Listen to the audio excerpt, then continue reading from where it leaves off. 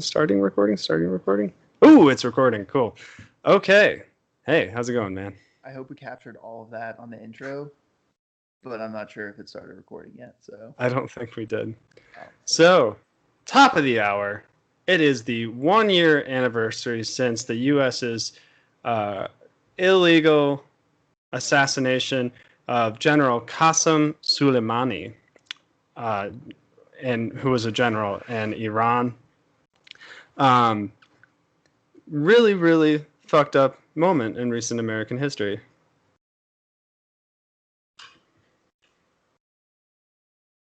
Yeah, I have a tendency of like monologuing for 10 minutes and being like, oh, let Zach say something. So I figured I'd just nip that shit in the bud right away. Yeah, it was an invitation to. Yeah, well, we actually covered this on an earlier podcast. We did not. We mentioned it briefly, but we were slated to talk about it, but we had already gone for like 2 hours. And so I conceded and said, okay, we can just bring this up again in a month when it's the anniversary I of used the word covered very loosely, but I knew this was a topic that we had talked about briefly. So Soleimani was a war hero in Iran and should be considered a war hero in the U.S. He fought with the U.S. against Al-Qaeda in Afghanistan, and he also fought against ISIS in Syria. So he's consistently been a leading figure in the fight against radicalism in the Middle East. Yet he was assassinated by the United States, and basically in the aftermath of the assassination, the Trump administration made it out as though instead of being a leading figure in the fight against radical terrorism in the Middle East, they made it out as though he was actually spreading terrorism in the Middle East, which was really, I think, terrible and cynical. Yeah, I think it's interesting that he's one of those. Soleimani's one of those people who, like, you didn't hear about their anti-terrorist efforts prior to his assassination. So it's kind of easy for at least this is from my perspective, it's kind of easy for the government to just go ahead and just tell everyone how bad of a person he was, and and then the people kind of find out later that he wasn't, but then Trump and Pence have already been gaslighting, saying that he's a terrible person who deserved to die. So it's hard for public opinion to then be against it, if that makes sense. Is that kind of what you got? Like, did they cover, like, did we know that he was an anti? This wasn't a widely talked about topic. You basically, in order to get that, you have to actually follow more dissident media. If you pay attention to the mainstream media, then yeah, you would never know it. So in the immediate aftermath of Soleimani's assassination, the Trump administration claimed that Soleimani was planning imminent attacks against the U.S. That was really a big part of what they used to justify his assassination. But Trump's own defense secretary, then defense secretary, he's since been fired by Trump, along with a whole lot of other people. But Mark Esper, who was the defense secretary at the time, said that he hadn't seen any evidence of supposed imminent attacks. And on top of that, the Iraqi Prime Minister, Adil Abdul Mahdi, claimed that Soleimani was visiting Iraq to negotiate peace with Saudi Arabia, and Iraq was to act as an intermediary. Abdul Mahdi claimed that Trump was aware of the meeting and actually thanked the Iraqi Prime Minister for brokering the negotiations in order to give, ostensibly in order to give the false impression that Soleimani would be safe during his visit to Iraq. So it's hard. I think people like you and I are immediately more prone to take what Abdul Mahdi, the prime minister of Iraq, is saying, to take his word more seriously than somebody like Pence or Pompeo or Trump. But it is hard talking about this stuff with people who have a more establishment view, or especially people who trust the Trump administration, because to them it sounds like, oh, it's he said, she said. Who are you going to trust? Why would our president lie to us? But yeah, it's pretty cynical that, according to the prime minister of Iraq, Trump knew that Soleimani was on a peace mission to negotiate peace with Saudi Arabia, and had actually disingenuously thanked the Iraqi prime minister for hosting the negotiations. Yeah, like you said, me and you were more inclined to believe Abdul Mahdi than any United States official, and that's absolutely correct. I mean, I just don't trust anything that like Trump or Pence or anyone else honestly says. And these other countries, like, what would be their purpose in lying about it? Or, like, what would be the point in trying to cover up Soleimani? Like, they've kind of proven that they're not that they're more genuine than the United States is, at least in my opinion.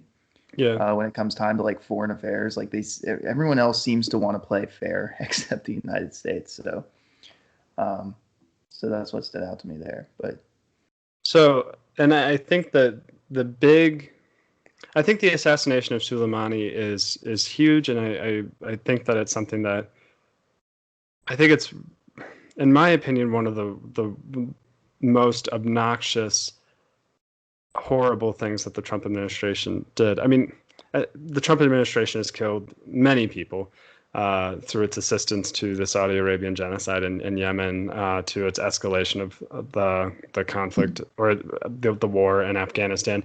But I don't think a single action by the Trump administration has more brazenly pushed the whole world on the precipice of World War III than this moment. And most of the people that I listen to who are well informed about what's going on between the U.S. and Iran characterize this event as having been intended to push the U.S. into war with Iran. I think one of my favorite quotes that I saw about it was former Colonel Lawrence Wilkerson.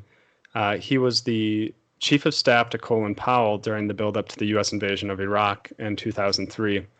He said in an interview with Democracy Now!, so to say that Soleimani himself personally was an imminent threat is, as I said before, laughable.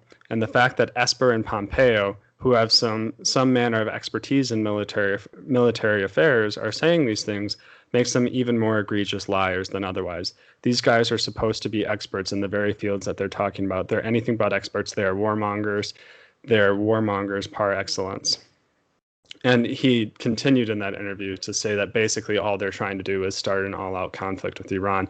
And I think, you and I, and probably most anyone who listens to this, knows that there's a long history of, in U.S. foreign policy and in U.S. military policy, of trying to bait countries that have been deemed adversaries by the United States. The U.S. doesn't just outright attack them usually. Usually what it does is it tries to bait them into attacking the U.S. first. I mean, obviously, in this case, the U.S., any reasonable person would say that the U.S.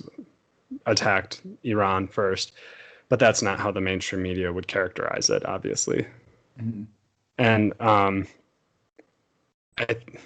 it's really amazing to me that Iran hasn't taken the bait yet. Yeah, I think it's interesting that I'm just reading through these Trump tweets and Mike Pence tweets just to see what they said was their reasoning behind assassinating him. And it says here in Yemen, the QODS. What do you know how to pronounce I think it's pronounced the Cuds. Yeah, I'm pretty everywhere else I've seen it. It's QUDS. Okay. I think he misspelled it. It's the Cuds Force. That's not surprising. Under Soleimani's leadership, has orchestrated and enabled the launch of missiles that have resulted in the deaths of dozens of people in the region. Targets have included civilian airports in Saudi Arabia. So basically claiming that this man is terrorizing airports in Saudi Arabia, terrorizing, I mean, you know, various areas in Saudi Arabia. So that is interesting. They did tweet to the people. They did tweet out a reason that they fabricated whatever that they assassinated him. But you're absolutely right. The U.S. has a long history of baiting these countries into war, so then they have an excuse to go and start a war with them. I mean, that's really what looks like it happened here, and the fact that they gave a reason. I wonder what the truth behind like who actually targeted these civilian airports in Saudi Arabia. And I don't know. It's probably difficult to, like, are they just completely making these up, or to what extent is the lie going on here? Yeah, and I don't know. I didn't even bother looking into that much because from where I'm sitting, the U.S. and Saudi Arabia have knowingly dropped cluster bombs on hospitals and weddings in Yemen. Well, they've knowingly bombed hospitals and weddings. I think they use cluster bombs. I don't remember offhand, but they've knowingly targeted civilian sites in Yemen, and they're intentionally causing famine for millions there. So this whole idea that opposing Saudi Arabia and the U.S. and Yemen makes Soleimani a bad guy, I think is a little ridiculous. And I didn't bother to look into whether or not there's any merit to what Pence said about Soleimani targeting civilian airports in Saudi Arabia. But even if there were any validity to it, it's no worse than what the U.S. and Saudi Arabia are doing in Yemen. And in fact, Saudi Arabia and the U.S. are intentionally trying to bring about famine for millions of people in Yemen. So, I mean, at that point, you're talking about killing tens to hundreds of thousands of innocent civilians, even children. Probably children first, honestly, if it's a famine. For sure, yeah. And what I also find interesting is that why it doesn't really have much to do with us. I mean, if it's pretty much anywhere in the Middle East. It's like I'm constantly wondering what we're doing there, and in that sense, I'm not saying I understand why we're there. It's just the like rhetorical. It's a rhetorical statement. Is like we shouldn't be there in the first place.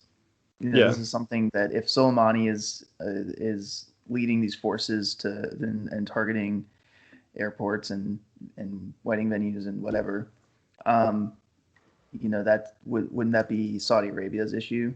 That's if they need to fight back against these people, and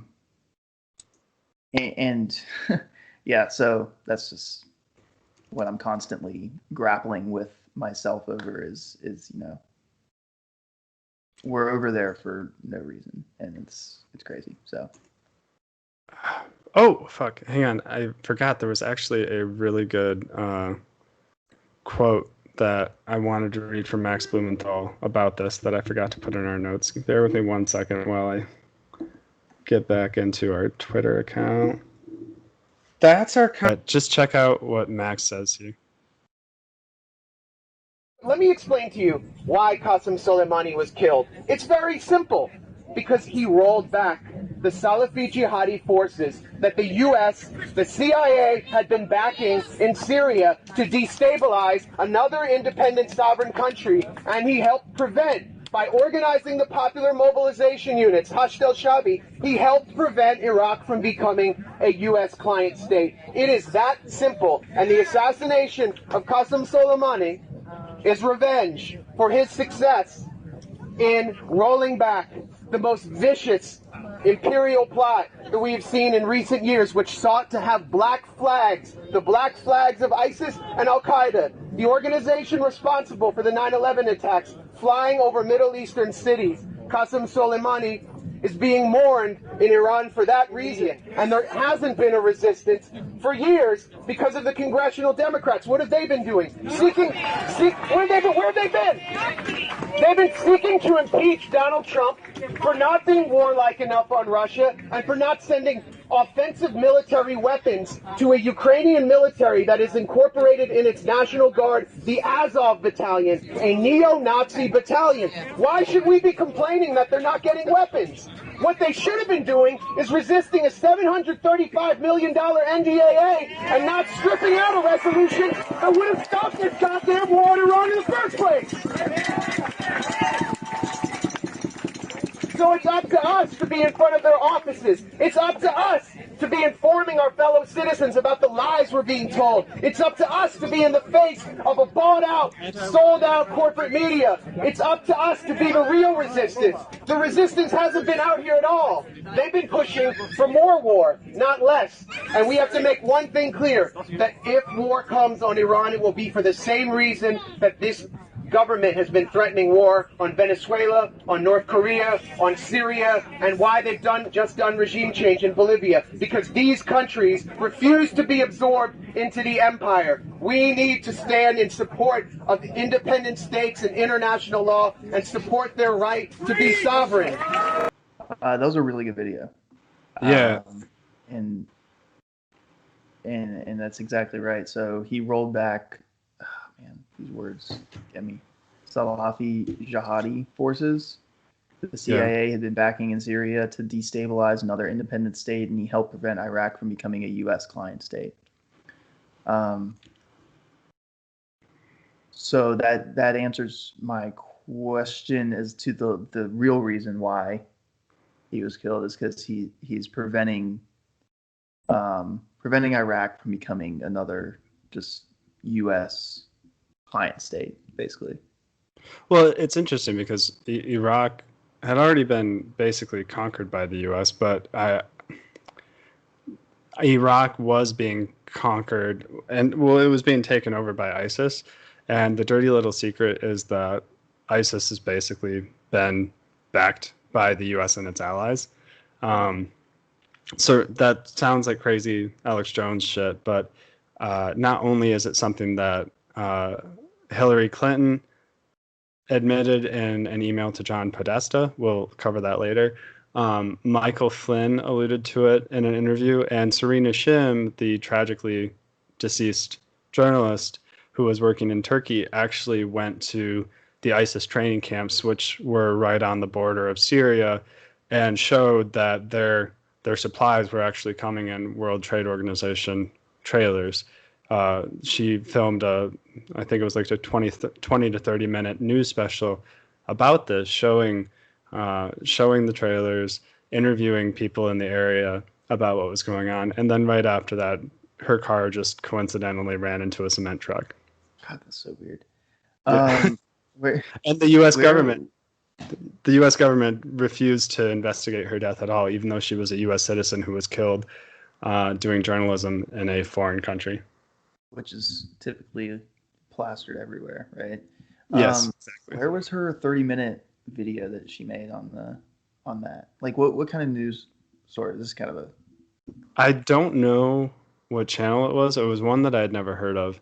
It's actually quite hard to find it on YouTube as well. I found one person who reposted it, and I kind of skimmed through it. Yeah, typically these stories are... That's kind of what I was getting at. It was a kind of loaded question. Typically stories like that are so hard to find, and we're finding this more and more to our growing audience of like maybe 10 listeners.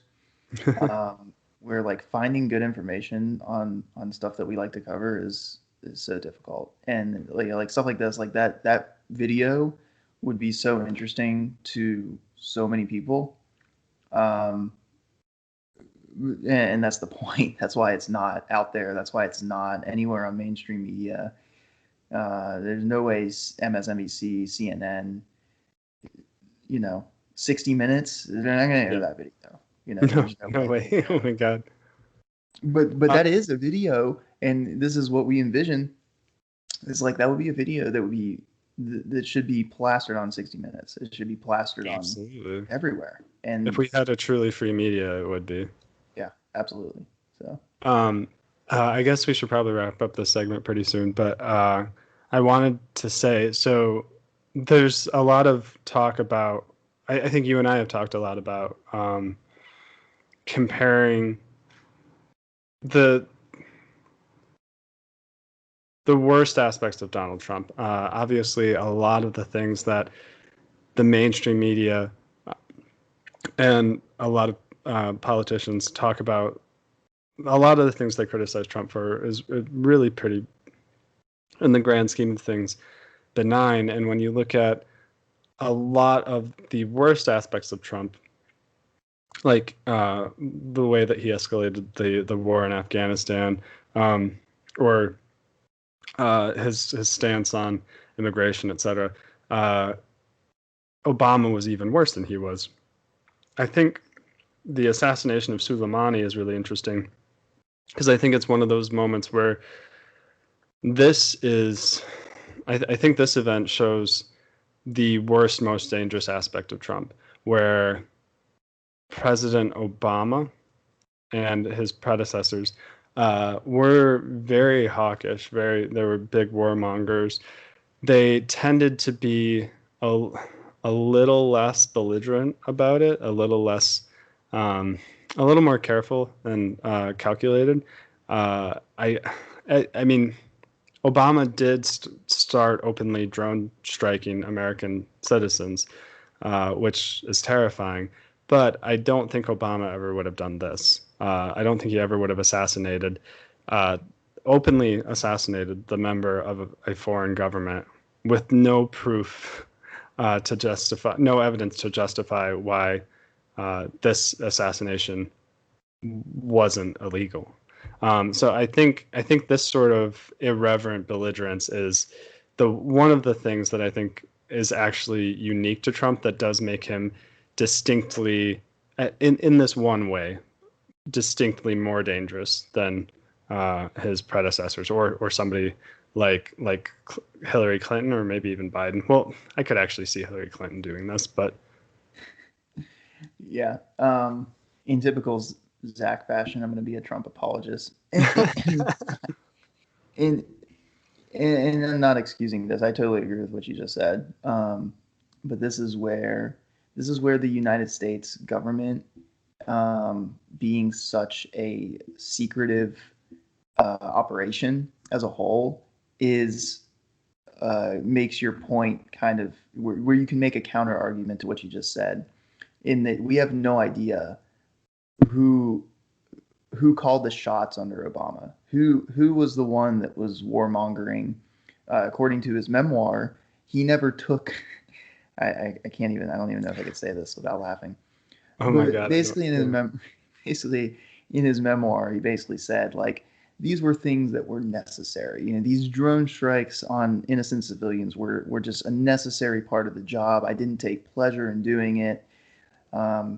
And if you take that aspect seriously for a second, who's calling the shots then? Who's advising him? You have to take a look at who the advisors are. But when you think about their overall demeanor, I do agree with you in the fact that, like, I feel like Trump, if his advisors told him, let's take out this political leader, he would be less apt to question it.